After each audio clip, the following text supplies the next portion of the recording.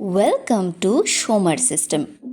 এই গরমে যে চা ছাড়েনি সে নাকি আপনাকে কখনোই ছেড়ে যাবে না, এরকম কথা ফেসবুক মিমসে প্রায় দেখা যায়। আমাদের বাড়িতেও সদস্যরা ঠিক এরকমই, যতই গরম পড়ুক চা ছাড়বে না। আর তার মধ্যে সবার উপরে রয়েছে আমাদের বাবা।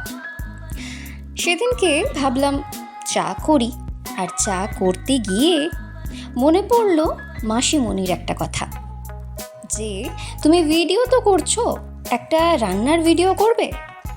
যেমন ভাবা তেমনি কাজ। ফেসবুকে কিছুদিন ধরেই এই ভাইরাল চায়ের রেসিপিটা দেখছিলাম, তাই ভাবলাম ট্রাই করা যাক। আর ট্রাই যখন করব, ভিডিও কেন নয়। প্রথমেই নিয়েছিলাম চা পাতা এবং তার সাথে চিনি। সেগুলোকে একটুখানি ড্রাই রোস্ট করলাম।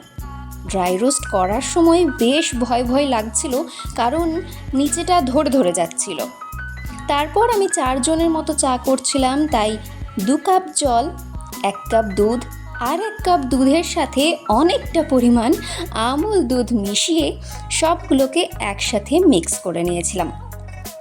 তারপর ফুটিয়ে অনেকক্ষণ ফোটানোর পর আমরা সেটাকে নামিয়ে নিয়েছিলাম।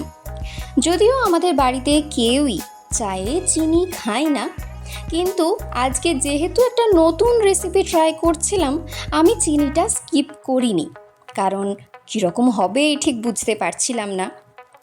যাই হোক, আমার চাটা প্রায় রেডি হয়ে গেছে। আমি অনেকক্ষণ সময় ধরে ফুটিয়েছিলাম। যদি ইন্ডাকশনের টাইমটা দেখতে পেয়ে থাকেন তাহলে বুঝতেই পারবেন অলরেডি 6 মিনিট হয়েই গেছে।